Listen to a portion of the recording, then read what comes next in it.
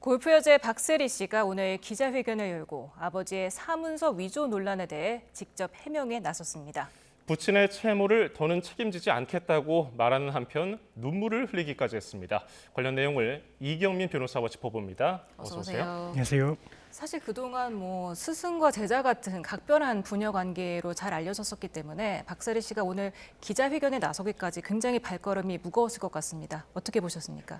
네, 일단은 이 사건 관련해서 고소를 했다라는 부분도 이제 국민들한테 많은 좀 충격을 줬었고요. 그리고 이제 고소의 대상이 된 그 사건도 어쨌든 3천억에 해당하는 이제 개발 사업이 걸려 있다 이렇게 되니까 이제 그 부분도 조금 논란이 있었던 것 같습니다. 그래서 이렇게 이제 계속해서 뭔가 이제 가짜 뉴스가 확대 재생산되고 이런 부분들에 대해서 좀 사실관계를 바로잡아야 될 필요가 있다라고 생각을 했던 것 같고, 그래서 박세리 씨가 나와가지고 이 부분에 대해서 확실하게 왜 고소를 하게 됐는지, 그리고 그 부분에 대해서 그동안 이제 아버지가 채무를 이제 그동안 많이 이제 져 왔었고 그 부분에 대한 변제를 해 왔었는데 이 부분에 있어서도 더 이상 이제 채무를 변제를 할 수는 없다. 좀 이런 입장에 대해서 좀 나타내기 위해서 이렇게 기자회견까지 하면서 입장을 밝히게 된 것 같습니다. 예.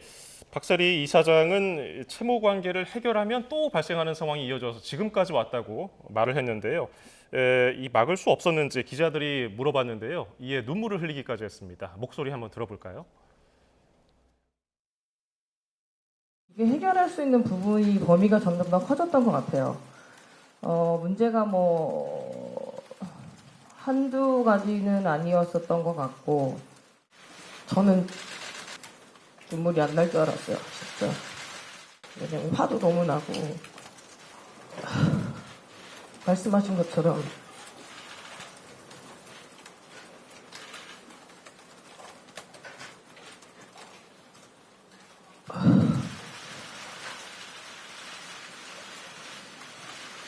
정말 가족이 저한테 가장 컸으니까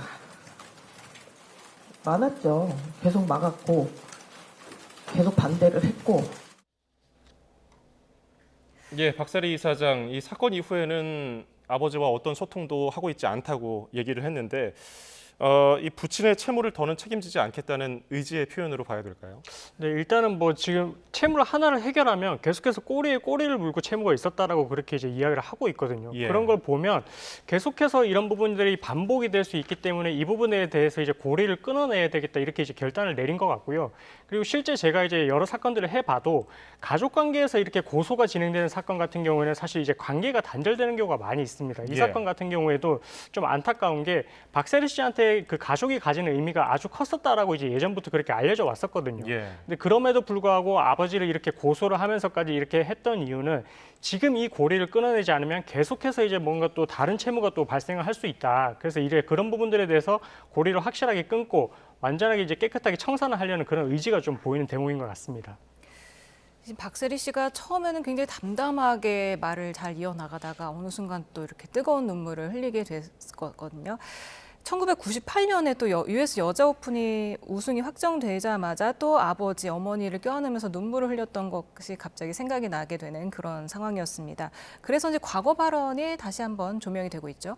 맞습니다. 지금 어쨌든 우리 국민들이 힘들었을 때, 가장 힘들었을 때 사실은 이제 박세리 선수가 우리한테 이제 뭔가 꿈과 희망을 줬던 그런 이제 대회였거든요. 그런 대회에서 우승을 하고 나서 이제 가장 어쨌든 본인은 이런 우승의 원동력으로 꼽았던 게 가족이었고, 특히나 이제 아버지를 그 중에서도 또 이제 어떤 의미였는지 이런 부분들에 있어서 큰 의미로 다가왔다라고 진술을 했었기 때문에, 그래서 이제 박세리 씨가 이렇게 이제 고소를 했던 부분이 조금 더 이제 충격으로 다가온 것 같거든요. 어쨌든 오늘의 눈물을 흘리는 그런 모습을 보면서 박세리 씨가 이제 그동안 우리한테 줬던 그런 이제 뭔가 좋았던 긍정적인 의미를 이렇게 이제 조금 본인은 뒤에서는 이런 아픔도 있었었구나, 이런 부분들을 좀 알게 된 것 같아서 조금 많이 안타까웠던 것 같습니다. 예.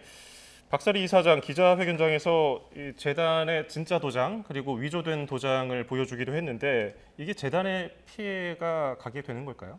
일단은 새만금 개발청 사업이 지금 완전히 진행이 된 건 아니고 우선 협상자 대상 선정 단계에서 이렇게 이제 이야기가 이게 나왔던 부분이기 때문에 일단 재단에서는 뭔가 피해가 발생하지는 않은 것으로 지금 추측이 되긴 합니다. 그리고 추가 피해를 막기 위해서도 이렇게 사문서 위조로 고소를 해서 지금 이제 재단에는 피해가 없도록 하는 것 같고요.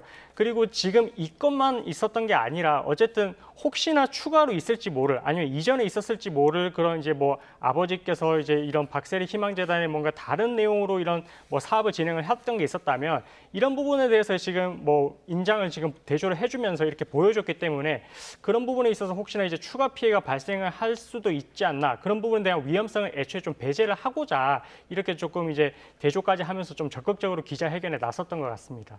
네, 그런가 하면 박세리 씨의 주택과 대지가 강제 경매에 넘어갔다는 얘기도 있었는데요. 관련해서 답변도 나왔습니다. 발언 듣고 돌아오겠습니다. 법적으로 올바르게 다 최면 변제를 하고 제 명의로 다 집을 인수했기 때문에 전혀 법적으로 문제가 되진 않는데 언론에서는 모든 게 더 확정된 것처럼 수면 위로 올라와서 모든 게 경매에 넘어갔다 등등. 네, 이 경매 논란이 불거지게 된 배경이 혹시 이 사문서 위조 때문이 아니냐 이런 얘기도 있었는데 어땠습니까? 일단은 그 경매를 한다라는 말은 부동산에 대한 강제 집행을 하겠다라는 말이거든요. 그 말인즉슨 이미 뭐 채무가 있다라는 게 어느 정도 이제 판결로서 확정이 됐을 때 그 다음에 이행을 하지 않을 때 채무자의 집을 상대로 이렇게 강제 경매를 넘어가게 되는데 이 사건 사문서 위조 관련해서는 지금 어쨌든 뭐 아직 뭐 완전히 진행되지도 않은 그런 단계였기 때문에 이 사건과 관련해서 진행됐던 건 아닌 것 같고요. 그렇게 이제 강제 경매로 넘어갔었다라는 말은 결국은 이제 박세리 선수 부친이 이전에도 이런 채무 관계가 좀 복잡하게 있었었다. 그래서 그 채무를 좀 변제를 하라는 뭐 판결문도 있었었고, 그래서 이제 그 부분이 이행되지 않기 때문에 강제 경매로 넘어가고 이렇게 강제 집행을 하려고 했었던 부분인데, 근데 뭐 박세리 선수의 해명을 들어보면 어쨌든 그런 부분들에 대해서 뭐 변제도 하고 절차적으로는 뭐 문제가 없도록 다 이행을 했다라고 하니 어쨌든 그 부분에 대해서는 뭐 더 이상 뭐 경매에 대한 이야기는 나오지는 않을 것 같습니다. 예.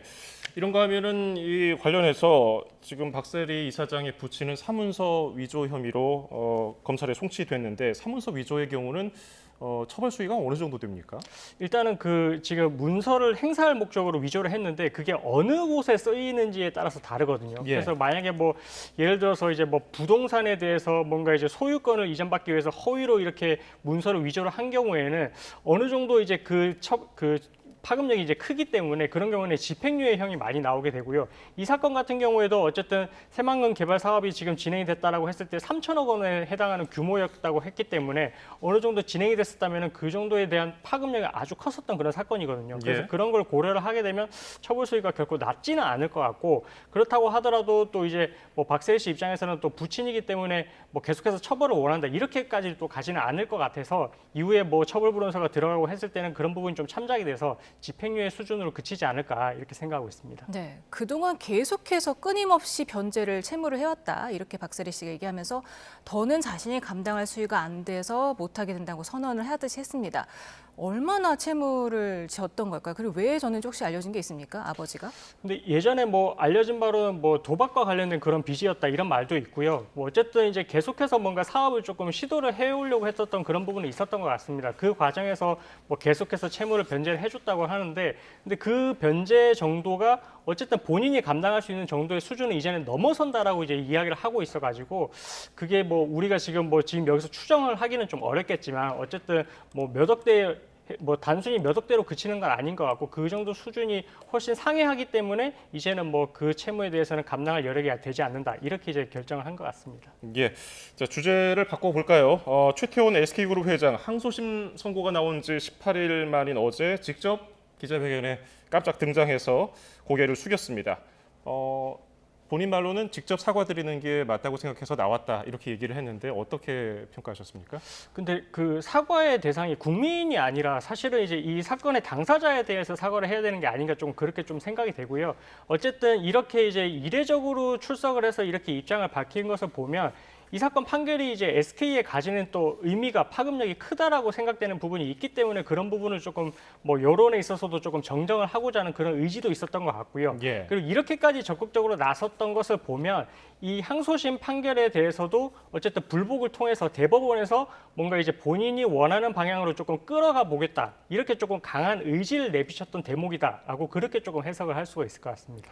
지금 사건의 당사자에 대한 사과가 필요했다. 그러니까 노소영 관장에 대한 사과가 필요하다고 보시는 거군요. 그렇죠. 아무래도 이 사건이 이혼 소송이고 이혼 소송에 이르게 된 계기가 어쨌든 본인이 이렇게 잘못된 행동으로 인해서 이제 혼인관계 파탄이 났으니 파탄에 대한 책임을 또 뭐 묻지 않고 넘어갈 수는 없는 부분이고 그 부분이 반영이 됐기 때문에 위자료도 좀 이례적으로 이제 높게 책정이 됐거든요. 그렇기 때문에 뭐 국민들에 대한 이런 부분들에 대한 뭐 본인의 개인적인 송사로 인해서 이렇게 시끄러운 그런 부분에 대해서도 뭐 사과가 필요했기도 하겠지만 당사자에 대한 사과도 좀 있었다면 조금 뭐 그룹 차원에서도 뭐 이런 부분에 대해서 이렇게까지 적극적으로 대처를 할 필요가 있었을까 또 이렇게도 해석이 되는 것 같습니다. 예, 노소영 관장 측에서도 이게 개인적인 송사를 가지고 그룹 차원에서 대응하는 게 맞느냐 뭐 이렇게 얘기를 하기는 했지만은 어쨌든 SK그룹은 이 사건에 이제 관여하게 됐습니다.